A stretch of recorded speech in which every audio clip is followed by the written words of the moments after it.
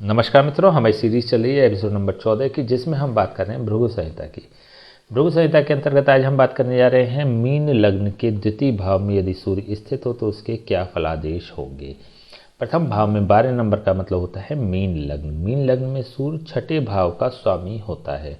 छठे भाव का स्वामी होकर जब यह द्वितीय भाव में बैठता है, कुंडली के द्वितीय भाव में बैठता है और अपने राशि स्थान से यह नवम भाव में बैठता है। यहाँ से गिनती शुरू करते हैं, 1 2 3 4 5 6 7 8 9, अपने राशि स्थान से नवम भाव में बैठता है। तो यह पॉजिटिव फल करने वाला हो जाता है, सकारात्मक फल प्रदान करने वाला हो जाता है। क्योंकि देखिए, नवा भाव जो होता है वह होता है भाग्य स्थान, भाग्य की वृद्धि करने वाला बन जाता है, छठे भाव के सापेक्ष भाव की वृद्धि करने वाला बन जाता है। और यहाँ पर भी ध्यान देने वाली बात यह भी है कि यहाँ पर सूर्य अपनी मेष राशि पर स्थित है, अपनी उच्च राशि पर स्थित है।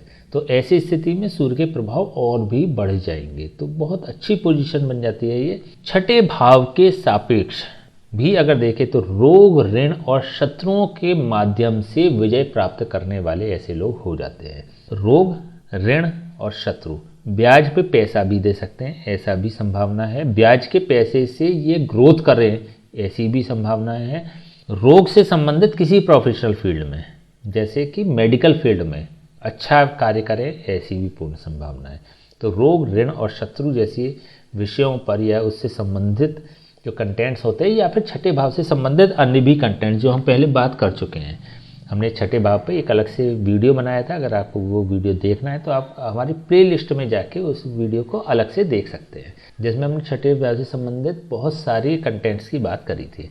तो यहाँ पर यह एक शुभ प्रभाव देने वाला होगा। देखिए, द्वितीय भाव होता है धन संचय का, कुटुंब का, ससुराल का।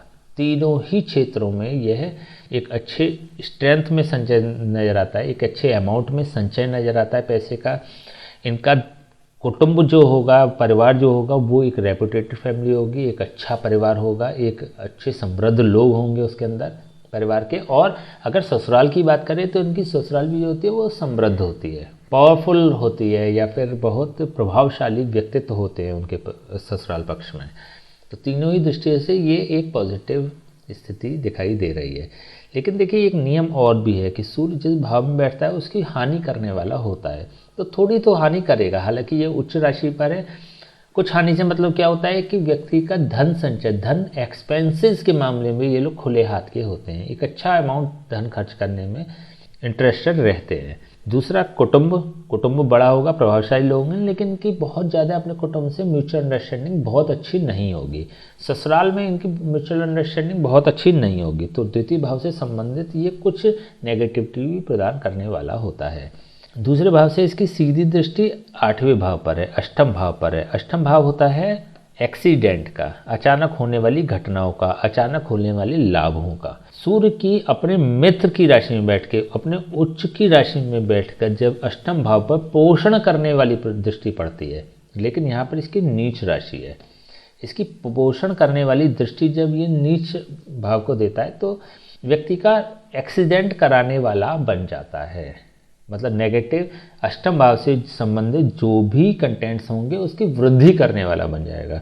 विशेष रूप से जब नीच राशि को देखा है तो नेगेटिव की तो वृद्धि डेफिनेटली करेगा ही, पॉजिटिव को छोड़ सकता है लेकिन नेगेटिव की तो वृद्धि कर ही देगा। अचानक होने वाले नुकसानों का कारक होता है, अचानक होने वाली घटनाओं का कारक होता है, और एक्सीडेंट का भी कारक होता है।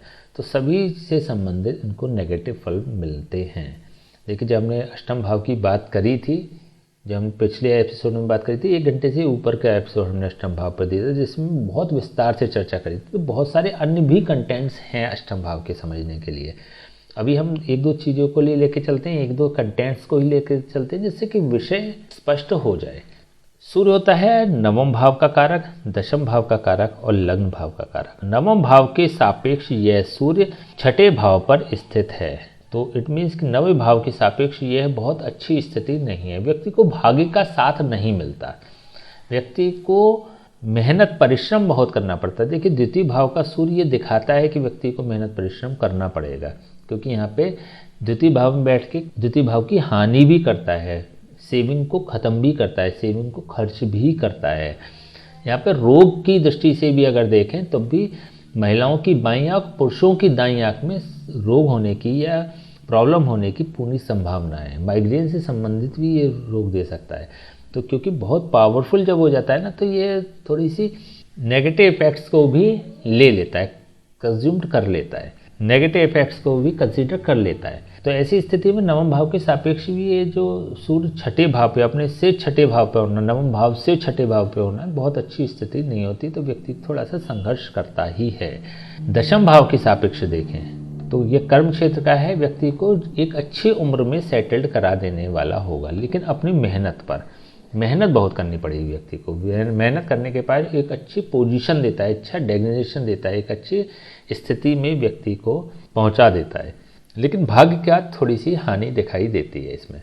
लग्न भाव के सापेक्ष यदि देखें तो अपने से द्वितीय स्थान पर है। द्वितीय स्थान पर कोई भी ग्रह जब अपने कारक भाव से होता है तो उसकी वृद्धि कर देने वाला होता है, उस कारक भाव की वृद्धि कर देने वाला होता है। तो ऐसी स्थिति में लग्न भाव के सापेक्ष भी यह पॉजिटिव फल देगा। सूर्य के जितने भी कंटेंट्स होते हैं वो लग्न को प्रदान कर देगा। ऐसी स्थिति में व्यक्ति का मान सम्मान और प्रतिष्ठा बहुत अच्छी होगी, प्रताप, धैर्य और प्रदर्शन बहुत अच्छा होगा। व्यक्ति धैर्यशाली बहुत होगा, व्यक्ति का प्रदर्शन बहुत अच्छा होगा, प्रेजेंटेशन बहुत अच्छा है। तो ऐसी स्थिति में व्यक्ति का जो व्यक्तित्व होगा वो बहुत ज़्यादा प्रभावशाली हो जाता है। हमने जैसे पहले भी बात करी है, सूर्य सफलता का पर्याय होता है। सफलता का पर्याय से मतलब उच्च का सूर्य ये दिखाता है कि व्यक्ति अपने जीवन में जरूर सफल होगा। और स्पेशली जो बात हम कर रहे हैं एक मेडिकल फील्ड को ज़्यादा इसे रिलेट करता है। तो संभवतः मेडिकल फील्ड के भी एक अच्छे प्रभावशाली व्यक्तित्व हो सकते हैं ऐसे लोग। जैसे डॉक्टर्स की कुंडली में भी इस प्रकार के योग देखे जाते हैं। चलिए हम इसके उपाय की बात कर लेते हैं। द्वितीय भाव में सूर्य अब उच्च की राशि में होकर, पहले भी हमने बात करी थी जब हमने प्रथम भाव में सूर्य की बात करी थी मीन लग्न में, तब भी हमने बात करी थी कि यहाँ पर मीन लग्न में जब सूर्य की बात आती है तो केवल सूर्य के जाप और हवन किसी योग्य ब्राह्मण से करवाई जाए, स्वयं नहीं करने हैं। एक मात्र बहुत प्रभावशाली उपाय यही होता है। अन्य उपाय करेंगे तो उसके साइड इफेक्ट भी होंगे, तो कोशिश करें कि अन्य उपाय ना करें। ओवरऑल प्रयास करने चाहिए कि इसके किसी योग्य ब्राह्मण से जाप और हवन कराए जाए। किसी अन्य उपाय को करने के लिए इसको प्रयास नहीं करना चाहिए। दान अथवा कोई भी रत्न धारण नहीं करना चाहिए। चलिए, तो आज हमने बात करी मीन लग्न के द्वितीय भाव में यदि सूर्य स्थित हो तो उसके क्या फलादेश होंगे। नेक्स्ट वीडियो में बात करेंगे मीन लग्न के तृतीय भाव में यदि सूर्य स्थित हो तो उसके क्या फलादेश होंगे। तब तक के लिए हमें आज्ञा दीजिए। नमस्कार।